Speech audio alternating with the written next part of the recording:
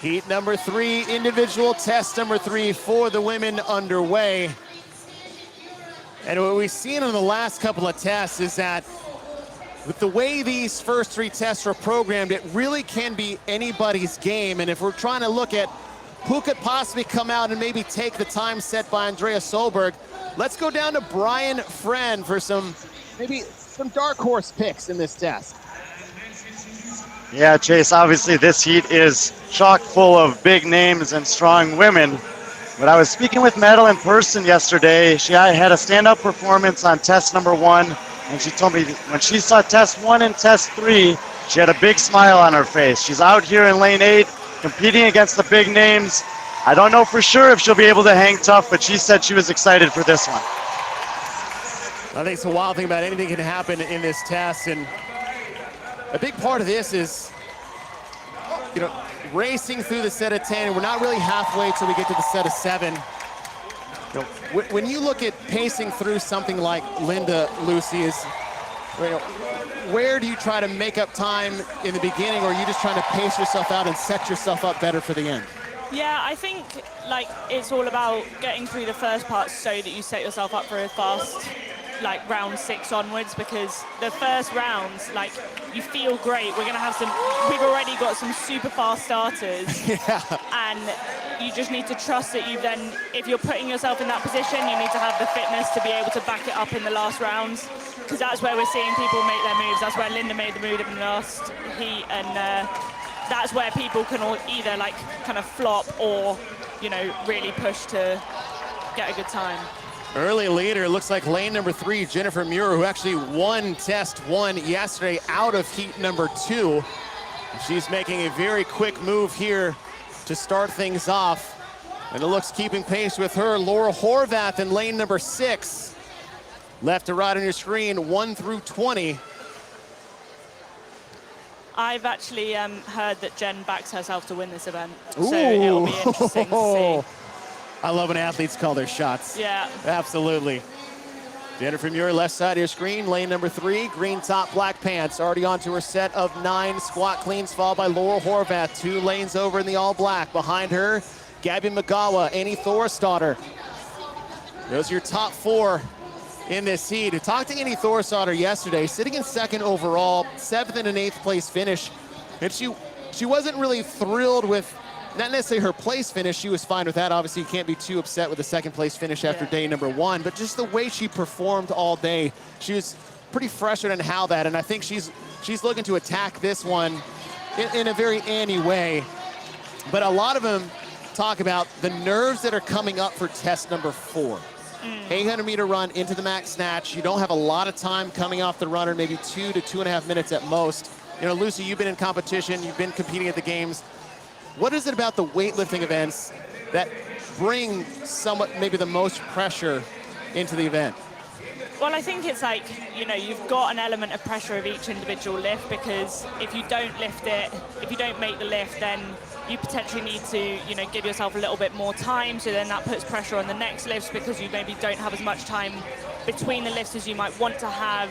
But also then you've got that added element of on this, you've got that 800-meter run buy-in. So you need to pace that perfectly so that it's fast enough that it gives you some time to hit the lifts, but it's also slow enough that it doesn't put you in a position where you can't lift, especially that first bar. So yeah, I think that's the other thing that you've got to pace it down to a T.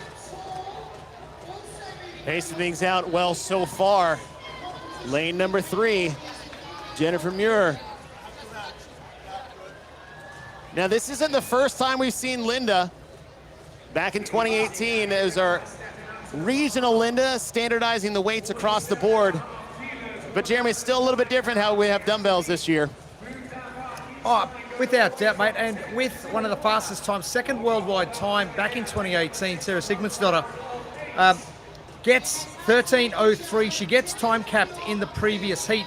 But some other notable times to just have a little bit of a mull over in the next 12 or so minutes. Laura Horvath in 14:47, Annie in 15:11, Manon in 16:24, and Gabby in 16:41. I know they're hard to replicate when you've got barbell versus dumbbell, but just a reference point, and I think it was Pat Vellner who said back last week, he said, why are we doing a similar test to we did in 2018? But there's a lot of new people in the field now that actually haven't done this in competition. He's just older than the other people. Seasoned, yes, experienced. Seasoned. Experienced, yes. Older. Top 4 athletes in this heat still working on the round of 7. As we're into the dumbbell bench portion, your early leader still in lane number 3, Jennifer Muir. There's a lot of people on that. Sorry, there's a lot of people on Lucy, that bench press same. I was just going to say, Jennifer comes out and gets a first place finish in test 1, almost last in test number 2. So she's sitting pretty in 15th position. Another top 3, top 5 position here is really going to propel her into that top 10. Yeah, she also comes from a bit of a powerlifting background as well. So, you know, deadlifts and, I mean, it's obviously dumbbell bench press, but bench press, like, they're really in her wheelhouse. It's such a interesting combination of, like, she did a bit of triathlon as well, so she's got that endurance background, and then she also has a bit of powerlifting experience as well. So it's going to be interesting to see, because it's her first year at semis, like, see how she does this year, but also see how she does kind of in the rest of the sport as well in her career. Jennifer Muir, left side of your screen. Back left corner, green top, black pants, still holding on to the first place position, but Annie Thorisdottir has moved into second, who's in lane 11, as well as Gabby Migała. So Jennifer Muir, Annie Thorisdottir, Gabby Migała, your top 3 in this heat as they're advancing into the set of 6. Yes, round of 6.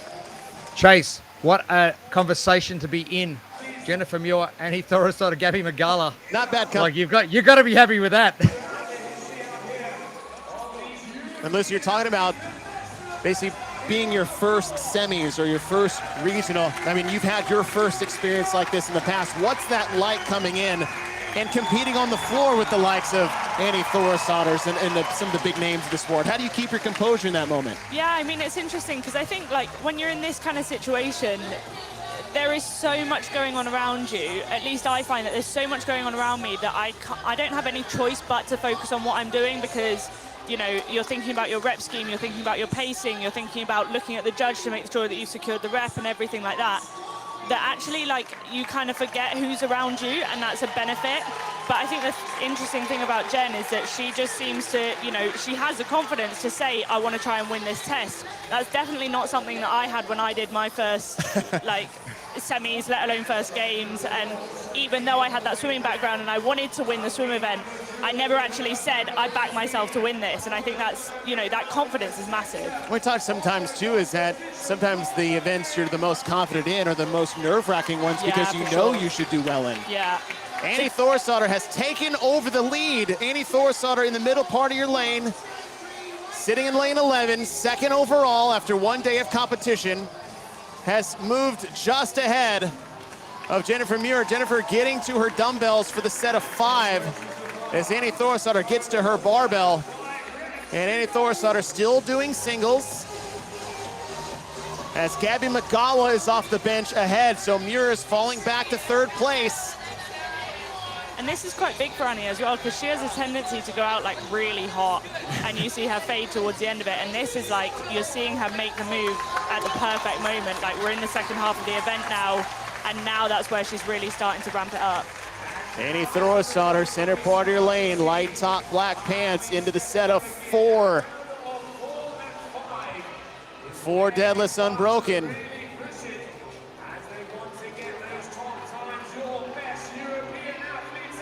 It's Gabby Migała trying to keep pace along with Jennifer Muir. Those are your top 3 still. Annie Thorisdottir wasting no time getting the dumbbells up overhead.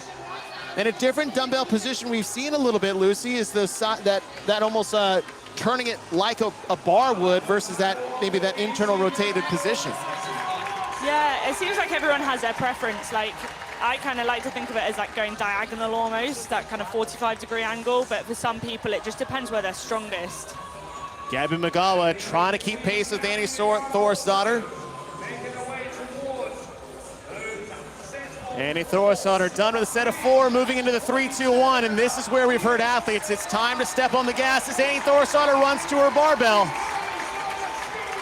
Gabby Migała, white top, black pants, about 5 seconds behind her. We're past the 10-minute mark. Time to beat, 13:01, set by Andrea Solberg. But Annie Thorisdottir is looking at that time as she has plenty of time to get there. Now comes the question is, can Annie set the test record set by Amanda Barnhart in week 1 at 11:46. She has just over a minute to get there as Annie Thorisdottir is moving to her barbell for the set of 3. But she's gonna do it. We've heard, when is the touch and go gonna happen? Not yet for Annie Thorisdottir, but Gabby Migała, if she's gonna have to run her down, she's gonna have to hang on to the bar as well, but Migała is doing singles. Lucy, you say you're in a game plan, you've got your strategy. Are you aware of that? It's like, hey, maybe I do need to hang on to this bar if I need to chase her down? Yeah, I think so, but I also think, like, it really depends. If you know that your heart rate is pretty much at that red line already, there's still enough work to go that it might not be the smart move to go touch and go. We're probably going to see it on round 2, but at the same time, if they don't need to, then, you know, they might not.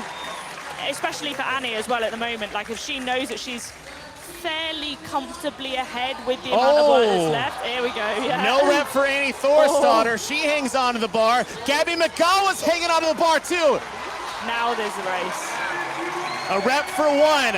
11:46 will stand, but can Annie Thorisdottir hold off Gabby Migała here at the end? 13:01 time to beat. That is not going to be the time to beat after this. Annie Thorisdottir looking for her first win of the weekend. But taking a break here. Here comes Migała. Thorisdottir is done. Running to here. Here comes Gabby Migała. Thorisdottir, Migała. Reps good. It's a chip time. What a race between Gabby Migała and Annie Thorisdottir. Gabby got it. No way. 0.02 of a second. Jeremy. Gabby Migała, 12:08.95. This is what we have. Gabby Migała, 12:08.95. Annie Thorisdottir, 12:08.97. What a race. Here to start off day number 1.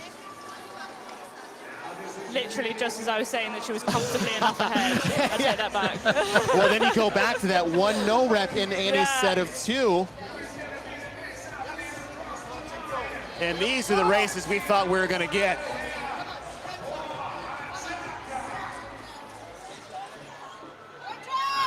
Looks like Laura Horvath is in, as well as Emma McQuaid.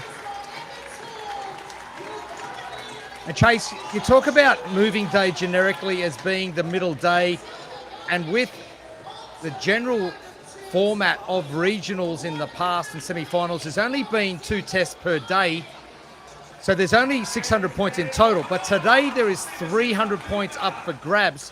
So this is where athletes that are sitting down the leaderboard a little bit are able to move up. And Gabby's 3rd career test win, but what a win, and the baseballs slide in, and it's all about the chip timers. They said separated by 2/100ths of a second as Gabby Migała edges out Annie Thorisdottir.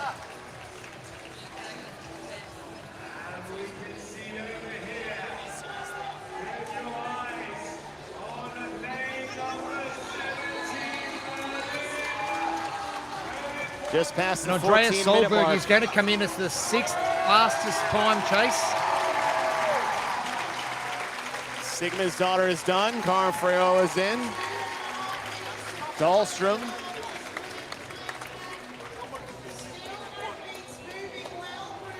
And the times are so tight in this heat. We talked about the top 2 separated by just 2/100ths of a second. Jennifer Muir ended up holding on to 3rd. 12:25. Horvath 12:36. McQuaid 12:45. Those are your top 5 times in the heat, all underneath that 13-minute time. But Solberg is good enough. Jeremy, yes, as you said, 6th place overall from heat 1. And after that tough day 1 she was talking about, that's going to be a good boost of points.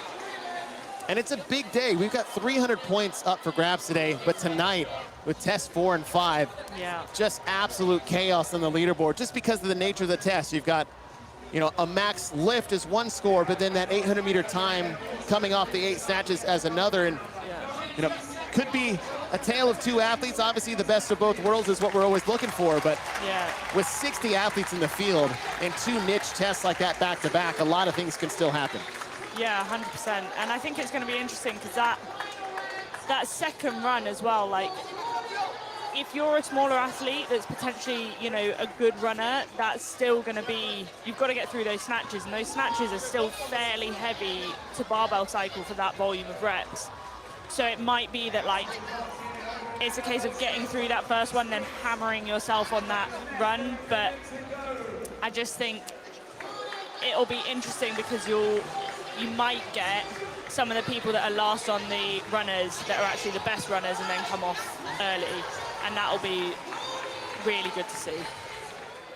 But it looks like Gabriela Migała will take the test win. Again, all times are unofficial. 12:08.95. 2 100ths ahead of Annie Thorisdottir. 12:08.97. As we'll shift gears from the individuals to the teams, and a lot of exciting things happening here so far.